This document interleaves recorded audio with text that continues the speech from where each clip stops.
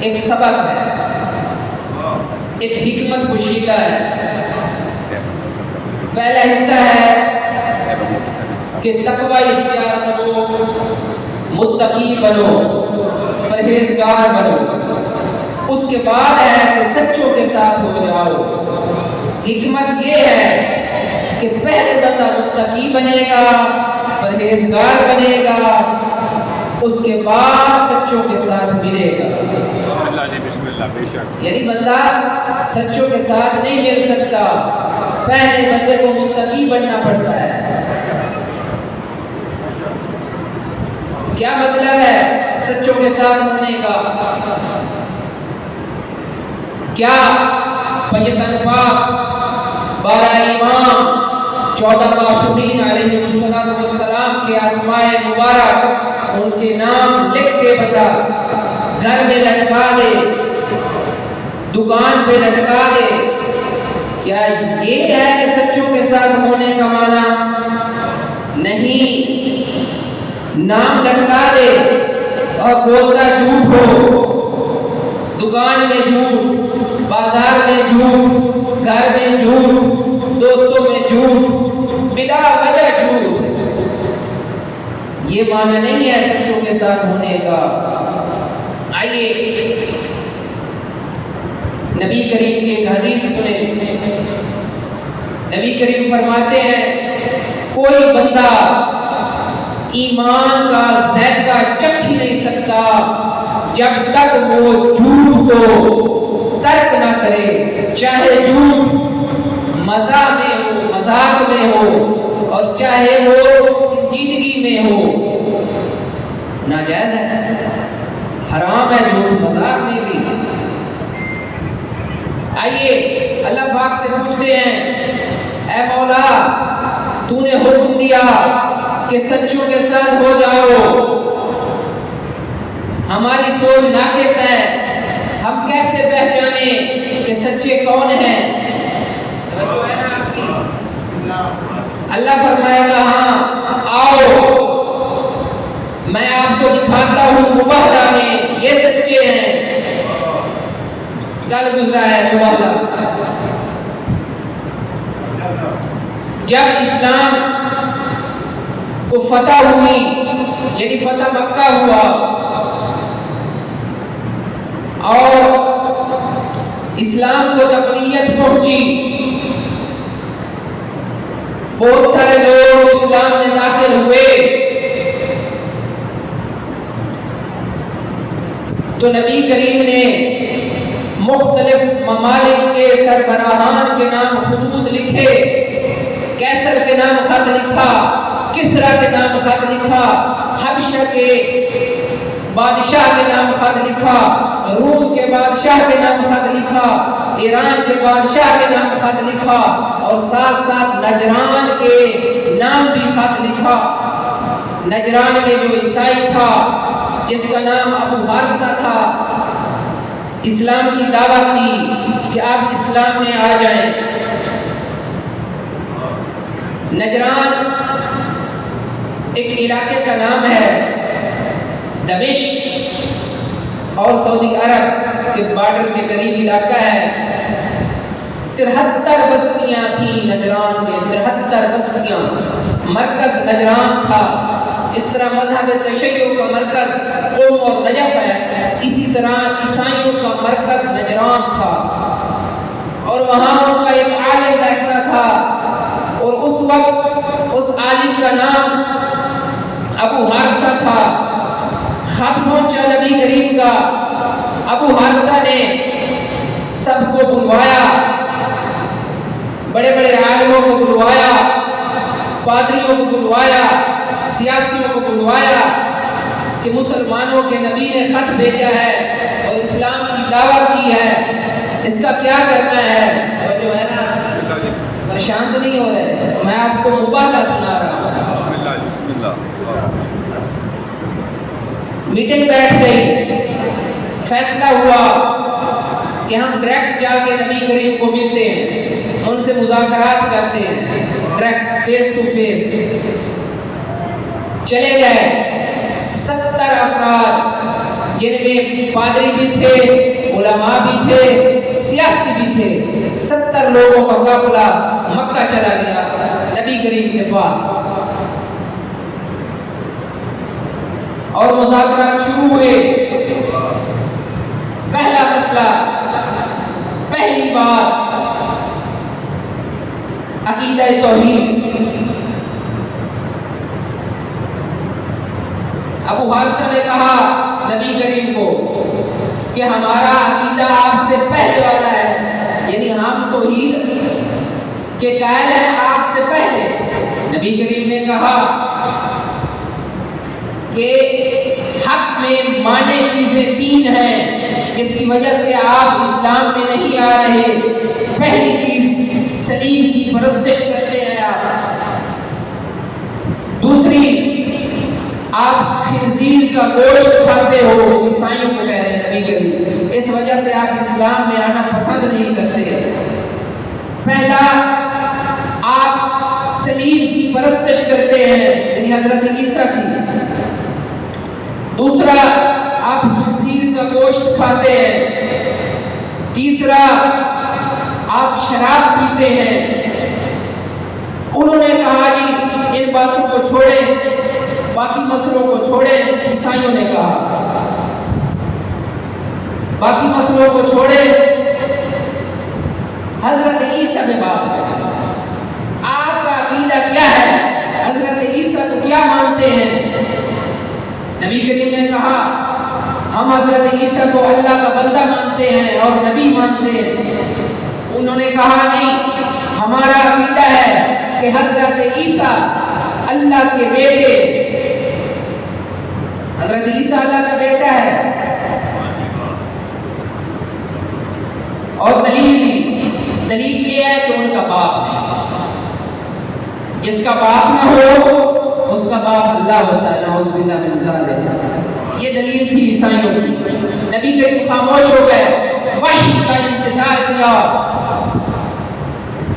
ادھر اللہ نے پیغام بھجوایا، جبرائیل کو بلوایا، کہا جبرائیل نے کہا جی رب جلیل حکم خدا ہوا، جاؤ یہ وحی نبی کریم کے پاس لے جاؤ تاکہ وہ یہ پڑھ کے سنائیں عیسائیوں کو۔ کیا وحی تھی؟ وہ یہ تھی، بسم اللہ الرحمن الرحیم، اِنَّا مَثَلَ عِیسَىٰ عِندَ اللَّهِ كَمَثَلِ آدَمَ خَلَقَهُ مِن تُرَابٍ ثُمَّ قَالَ لَهُ كُن فَيَكُونُ۔ کیا مطلب ہے کہ عیسیٰ کی مثال آدم کی طرح ہے، اور اللہ کہہ رہا ہے میں نے آدم کو کن کہہ کر خلق کیا۔ آپ کہتے ہو کہ عیسیٰ اللہ کا بیٹا ہے، عیسیٰ تو آدم کی طرح ہے، آدم بھی بنا باپ اور ماں پیدا ہوئے، پھر آدم کو بیٹا کہو۔ انہوں نے کہا نہیں، وہ بدبخت آدم کو بیٹا نہیں کہتے تھے اللہ کا، وہ عیسیٰ کو کہتے تھے۔ ان کی دلیل ختم ہوئی، پھر وہ ہٹ دھرتی پہ اتر آئے، کہا جی نہیں ہم نہیں مانتے، اگر آپ یہ عقیدہ رکھتے ہو کہ عیسیٰ اللہ کا بیٹا ہے تو ہم آپ سے مذاکرات کرتے ہیں آگے، ادروائز ہم نہیں کریں۔ انکار کر دیا، وحی کا توجہ ہے نا، بور تو نہیں ہو رہے، وحی آئی عجیب تیور کے ساتھ، سخت وحی۔ توجہ ہے، میں آپ کو سناؤں، بسم اللہ الرحمن الرحیم، سبات پڑھیے گا بآواز بلند۔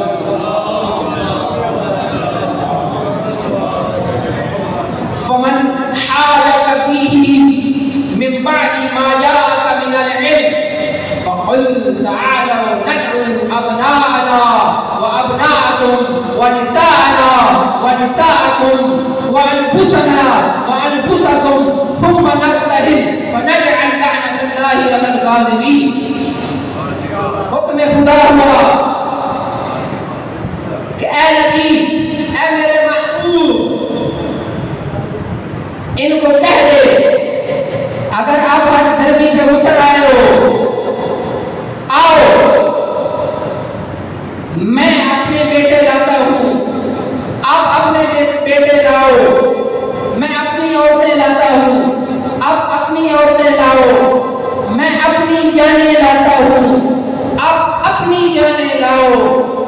آپ کو ایک نکتہ بتا دوں، قرآن مجید نے حضرت علی کو نبی کریم کی جان کہا۔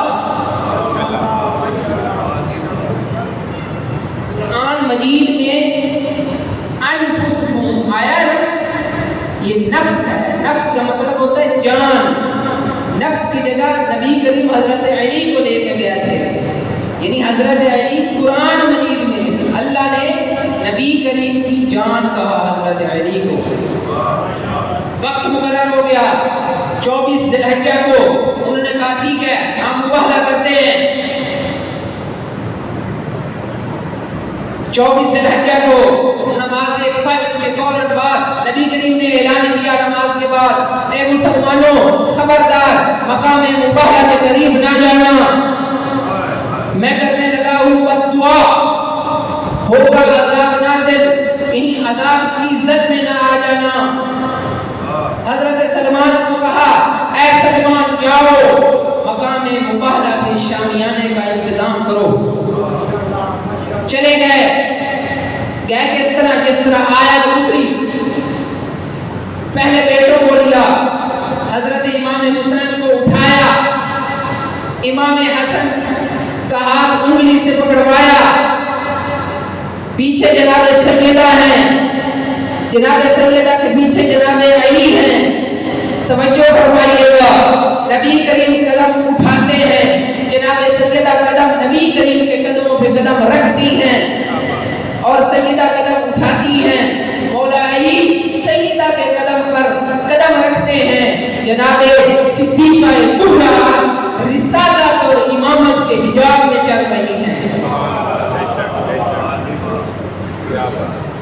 کسی کہنے والے نے خوب کہا کہ اگر کسی نے دیکھنا ہو کہ ایک بیٹی باپ کے نقش قدم پر کس طرح چلتی ہے، وہ مباہلہ کے مقام پہ آ کے دیکھے کہ ایک بیٹی باپ کے نقش قدم پر کس طرح چل رہی ہے۔ توجہ فرمائیے، یہ ہوتا ہے باپ کے نقش قدم پر چلنا، یہ نہیں ہوتا باپ کے نقش قدم پر چلنا کہ باپ میدان سے بھاگ جائے بیٹی میدان میں لٹ جائے، یہ نقش قدم نہیں ہوتا۔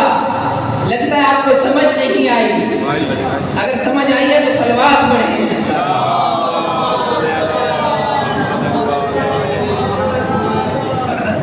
وہ عیسائی 70 افراد، ان میں سے ایک اور آدمی آ گیا نجران سے، وہ بڑا عالم تھا اور اب 71 ہو گئے۔ وہ عالم تھا، اس کے پاس آسمانی کتابوں کا علم تھا، اس کو پتہ نہیں تھا، وہ مسافرت پہ گیا ہوا تھا کہیں۔ جب وہ نجران آیا اس کو پتہ چلا کہ یہ پادری، یہ علماء، یہ مسیحی گروہ مذاکرات کرنے کے لیے مکہ گیا ہے۔ وہ جلدی سے گیا، مکہ پہنچا۔ جب پہنچا تو نماز فجر کا ٹائم تھا، اس کو نہیں پتا تھا کہ انہوں نے مباہلہ کو قبول کر لیا ہے۔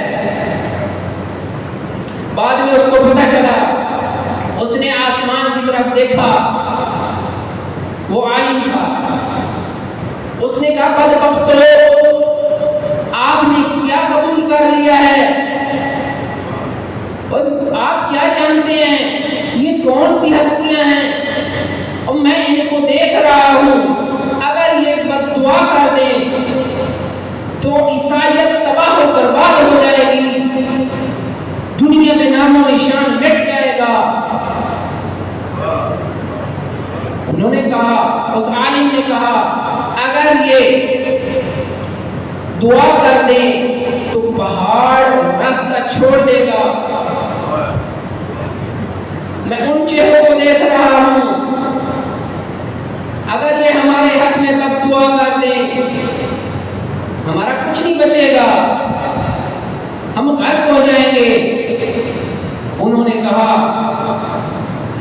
مشورہ کیا کہ جاؤ معافی مانگو، توبہ کرو اور جزیہ دو، فدیہ دو، اپنی جان چھڑواؤ، نہ تو دنیا میں عیسائیت ختم ہو جائے گی، یہ وادی آگ سے بھر جائے گی۔ اس وقت آسمان پہ بادل تھے، اس عالم نے کہا عیسائیوں کو، اور بدبخت کو دیکھو، یہ بادل پانی والے نہیں ہیں، ان بادلوں کے اندر آگ ہے۔ وہ جب نبی کریم کے پاس آئے، ہاتھ جوڑے، آقا معافی دیں، غلطی ہو گئی ہے، ہم مباہلہ نہیں کرتے، ہم فدیہ دیتے ہیں، ہم جزیہ دیتے ہیں۔ سرکار نے کہا میں کب چاہتا ہوں کہ آپ مباہلہ کرو، میں کب چاہتا ہوں کہ آپ ہلاک ہو جاؤ۔ پھر سرکار ختمی مرتبت رحمت کل ختم رسول حضرت محمد مصطفیٰ صلی اللہ علیہ وآلہ وسلم نے فرمایا قسم ہے مجھے اس ذات کی جس کے قبضہ میں میری جان ہے، اگر آپ نہ آتے اور میں کرتا بد دعا۔ مباہلہ کا مطلب ہوتا ہے، مطلب سمجھ رہے ہیں، مباہلہ کا مطلب ہوتا ہے اللہ کی بارگاہ میں گر گرا کے رو رو کے بد دعا کرنا تاکہ عذاب الہی نازل ہو۔ نبی کریم نے کہا قسم ہے اس ذات کی جس کے قبضہ میں محمد کی جان ہے، اگر آپ نہ آتے میں کرتا بد دعا، میری اہل بیت کہتی آمین۔ توجہ ہے اللہ۔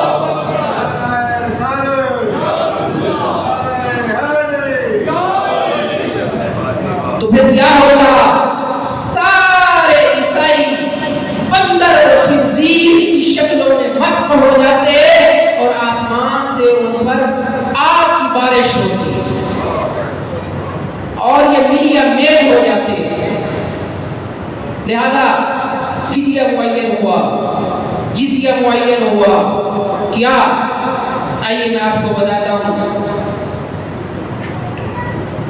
ہر سال 2000 جوڑا لباس، 33 گھوڑے، 33 اونٹ، 33 زریں، باقی جنگی سامان، اسلحہ یہ دیں گے، اور انہوں نے یہ معاہدہ کیا کہ ہم آپ کے خلاف کوئی ایکشن نہیں کریں گے۔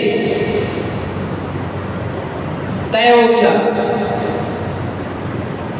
اور ادھر ایک بات ہے، ایک نکتہ ہے، توجہ فرمائیں، بس آخری بات۔ اگر نبی کریم اکیلے مباہلہ کے مقام پہ آ جاتے، بد دعا کرتے، کیا عذاب نہ آتا؟ یقیناً آتا۔ پھر نبی کریم اہل بیت اطہار کو کیوں ساتھ لائے؟ جو سب کیوں ساتھ لائے؟ کیا وجہ ہے؟ کیونکہ آیت اتری تھی کہ جھوٹوں پہ لعنت کرنی ہے، فنجعل لعنت اللہ علی الکاذبین۔ تو یہ نہیں تھا کہ فنجعل لعنت اللہ علی الکافرین، نہیں، فنجعل لعنت اللہ علی المذنبین، نہیں، فنجعل لعنت اللہ علی المشرکین، نہیں، فنجعل لعنت اللہ علی المنافقین، نہیں، منافقوں پر لعنت نہیں تھی، جھوٹوں پر لعنت تھی، کافروں پر لعنت نہیں تھی، جھوٹوں پہ لعنت تھی، مشرکوں پر لعنت نہیں تھی، جھوٹوں پہ لعنت تھی۔ پھر کیوں لے آئے؟ کیونکہ وہ سچے تھے، سچوں کو اکٹھا کیا نبی کریم نے۔ اگر اکیلے آ جاتے، بد دعا کرتے تو وہ فی النار ہو جاتے۔ پھر دنیا کیا کہتی؟ دنیا یہ کہتی کہ محمد صلی اللہ علیہ وآلہ وسلم سچے تھے، ان کے مقابلے میں آنے والے جھوٹے تھے۔ تو نبی کریم نے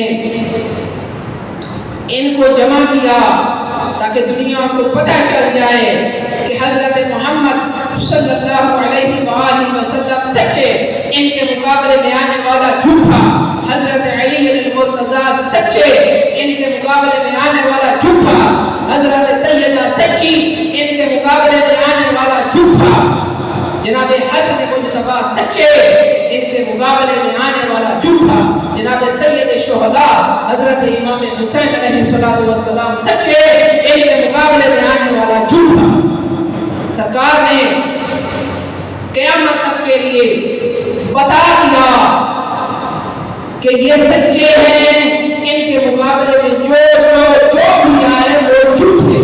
صلوات محمد و آل محمد۔ دعا ہے کہ خالق منان ہمیں سچوں کے ساتھ رہنے، سچوں کے ساتھ ہونے کی توفیق عطا فرمائے، اور دعا ہے بحق محمد و آل محمد اس پروگرام کا ثواب، اس خرچ اخراجات کا ثواب کثیر عطا فرمائے، اور اس ثواب کو جناب سید گلزار حسین شاہ صاحب کے روح کو ایصال فرمائے۔